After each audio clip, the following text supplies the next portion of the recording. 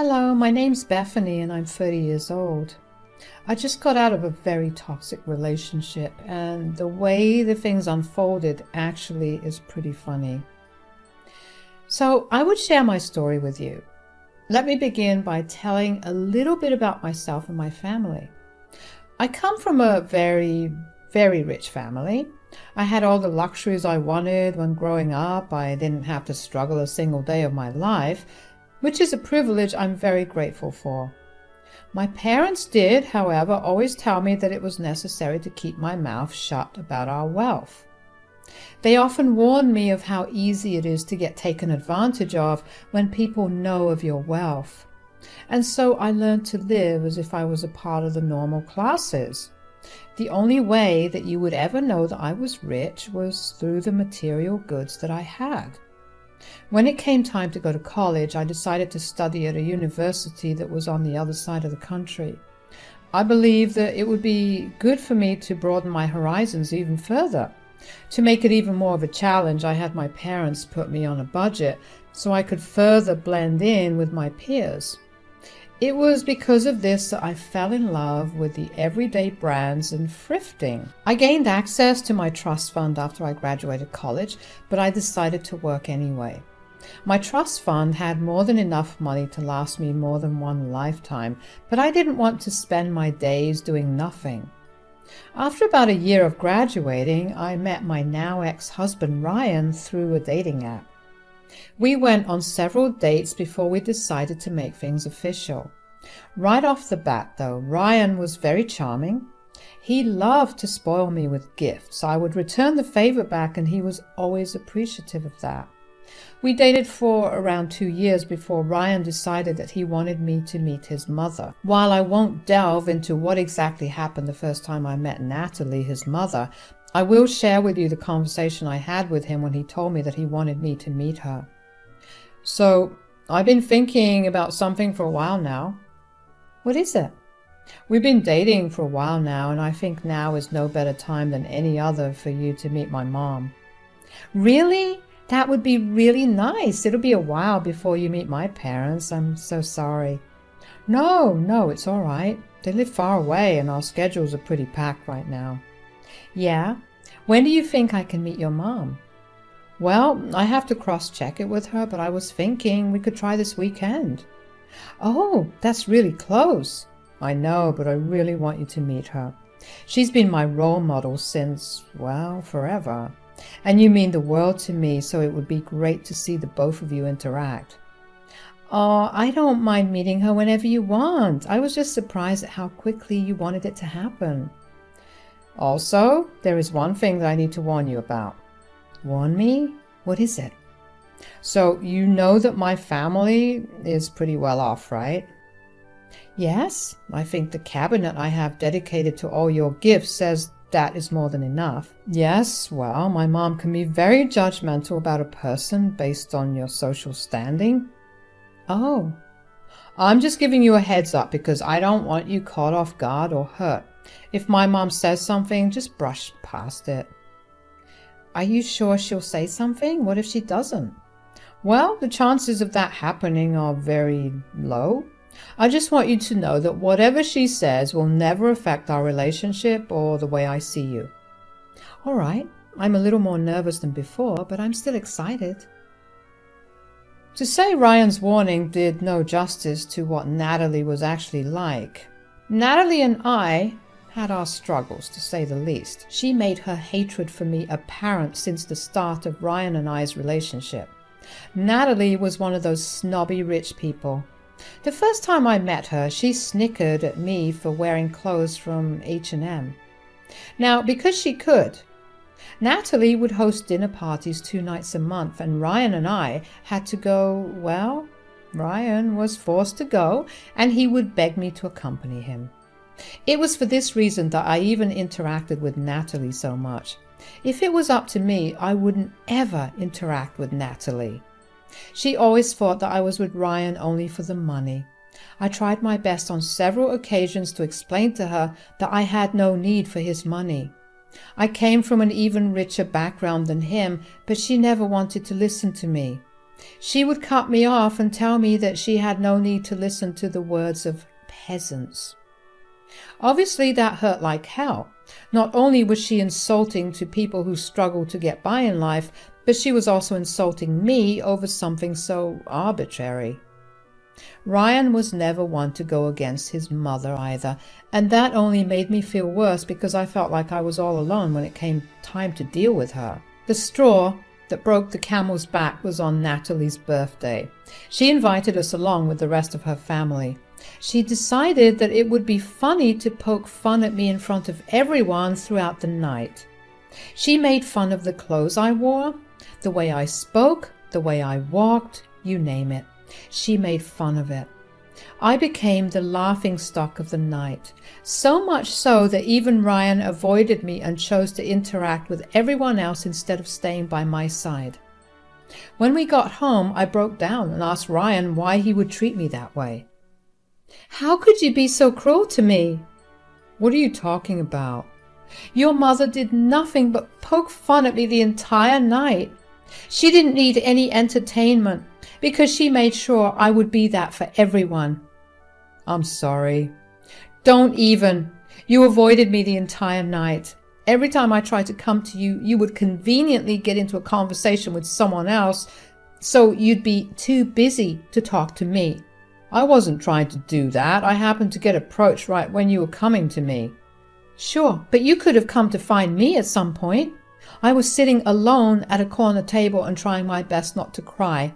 Not once did you come to check up on me." "I was genuinely busy, Beth. If I didn't interact with the guests, my mom would have thrown a fit." "Oh yeah, because mommy is all that you can think about." "What's that supposed to mean?" "You have never once stood up for me against your mother's rude comments and behavior." "You know, I have a lot to lose if I do that. If my mother cuts me off, I'll have a horrible time." "Oh, boo-hoo. You've made enough connections of your own to land you a perfectly stable job if she does something like that.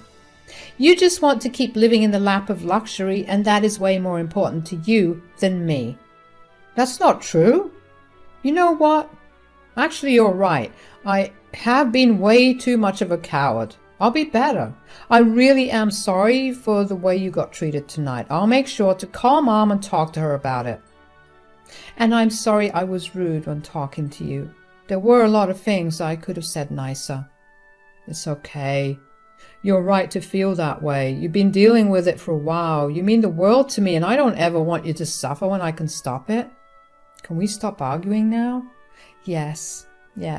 It felt good to finally have Ryan see where I was coming from. Ryan stayed true to his word and called Natalie the next day and told her that he did not appreciate the way she treated me. Natalie was shocked that Ryan even said anything, especially considering he had always remained silent about it. Natalie had actually apologized to Ryan after that and promised to be nicer to me. So when the next dinner party was around the corner, I was excited to go for the first time because I figured that Natalie would be nicer. But then she called Ryan and told him that there was not going to be any place for me because she ordered limited amounts of food and there wouldn't be enough for me. I knew that this was just her ploy to get me to stop coming over. The one value I had for her being her source of entertainment was gone. So there was no need to have me there. I tried to explain that to Ryan, but he wouldn't listen. He insisted that his mother had miscalculated. I let it go, and he went by himself. We didn't speak about it again, but after that, Natalie always came up with one reason or another for me to not attend. Ryan still believed that his mother was not making things up to avoid me coming. I was initially hurt that she would go to such lengths, but I began to see the positive side of this new arrangement. Lesser interactions with Natalie meant less humiliation. That meant that I was finally experiencing peace and happiness without worrying about anything else. It also meant fewer fights between Ryan and me because I no longer needed him to stand up for me. When I realized that the positives outweighed the negatives by a large margin, I was more than okay with only Ryan attending Natalie's events. We did this for a year, and by this time we had been dating for 3 years. We both had stable careers and things were going great for us. So when Ryan proposed, I was more than ecstatic. I knew we had our ups and downs, but I also thought that we had the ability to work through them all. I said yes, and we began planning for the wedding. While everyone else in our lives was happy that we got engaged, there was one person who was not. Natalie looked at me with disgust before asking Ryan if he was sure that he wanted to marry me. Ugh, Ryan, are you sure you want to marry her? Yes, Mom. Please be nicer. She's the woman I love, and I would like it if you respected that. But I wanted you to marry someone who would add value to your worth, not someone who would degrade it. Not everything is monetary, Mom. She adds value to my life by making me feel happy and comfortable. Well, you can't buy things with happiness and comfort. Mom, that's enough. No. Don't you see what she's doing to you? You've never once questioned the things I've done or said, and suddenly that's all you seem to do. I'm sorry that you're looking at it that way, but all I'm asking is that you treat her with a little respect. She has feelings too. Yeah, I'm sure her feelings are doing good considering the fact that she gets to leech off of you for the rest of her life. Natalie, I've been nothing but nice to you since the start. I tried to tell you over and over again, I have no need for Ryan's money. I love him and I want to be with him because of that. So you don't care about the money at all? Absolutely not. Then sign a prenup. Mom! What? Bethany said that she didn't care about the money, so she should be able to sign the prenup without any issue. I'm not signing the prenup. That's essentially saying that I don't trust Bethany or our relationship. Well, you either do it or I'm cutting you off. How could you do that? I'm giving you 3 days to make your decision. I'll have a lawyer write up the prenup and keep it ready for both of you. I couldn't believe what Natalie was making us do. While I would have said yes immediately, it still felt demoralizing for her to even suggest it. That request only further cemented how she thought of me as a gold digger. I knew that I never wanted to put Ryan through something that he was scared of, so I assured him over 1,000,000 times in those 3 days that I was completely fine with signing the prenup. When the day came for us to go over to Natalie's, Ryan had this look of guilt on his face the entire time. Natalie, on the other hand, looked smug. She thought she had won the minute I signed the prenup. I shrugged her off in an effort to show her just how much I didn't care about the monetary aspect of our relationship. After that, we started planning the wedding properly. We figured that if Natalie had more time, she would try to pull more tricks to delay the wedding. We managed to get everything arranged in the span of 3 months. Since Natalie would be there, I made it a point to remind Ryan to get security. I knew that there was no way that Natalie would not try to pull something to humiliate me. The day of our wedding was a huge success. It felt so surreal to walk down the aisle towards Ryan, who stood at the altar gaping at how I looked in my wedding gown. We said our vows and cried a bunch before we were finally pronounced husband and wife. The reception and after party were nothing short of a blast. I had an amazing time with all the people I love. And then, of course, Natalie could not bear to stand the fact that I had most of the attention, so during her toast she mocked me and all my efforts to plan the wedding. She laughed as she said that in a maximum of 2 years' time she would have Ryan out of this relationship and into a relationship with someone who would increase his value. Obviously, a lot of the guests began murmuring amongst themselves, and I didn't want Natalie causing much of a scene, so I discreetly asked Ryan if I could call security, and he told me I could. Natalie yelled and thrashed about as security escorted her out of the venue. I would love to say that I forgot everything she did and moved on and had a good after, but what she said stuck with me the entire night, and even for the rest of Ryan and I's marriage. The day after the wedding, Ryan and I went over to Natalie's place. We wanted to talk to Natalie about her inappropriate behavior at our wedding. What do you guys want? Mom, we just wanted to talk to you about yesterday. If you're here to apologize, you don't need to. What? I understand why you had to sit and watch as I got thrown out of the wedding. This woman has you in her claws and she's controlling you. Mom, that's enough. You were mean and disrespectful at our wedding. That was why you got escorted out. Nonsense. I was only telling the truth. What have I ever done to you for you to treat me this way? I've been kind and loving to your son, and I've treated you with kindness when all you've done is belittle and insult me. Oh, shut it. Enough of your pity party. You are a controlling freak who only wants to use my son for his money. I know it. I can see it in your eyes.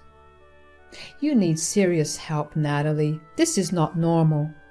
Okay, Beth, you need to stop. Mom, I know you're hurt that you couldn't celebrate fully with us yesterday, but I just wanted to let you know that we did not like the way you talked about Bethany.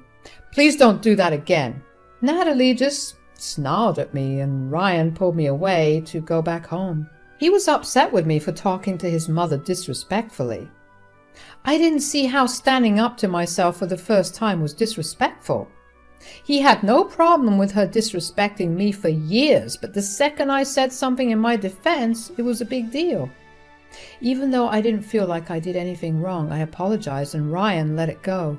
But then that became a pattern that we always followed. After I stood up for myself the first time, I realized just how liberating it was. I hadn't done it before out of fear of what Natalie would do or say. Since I was married, I thought that I had nothing to lose. My relationship was secure and nothing could come between Ryan and me.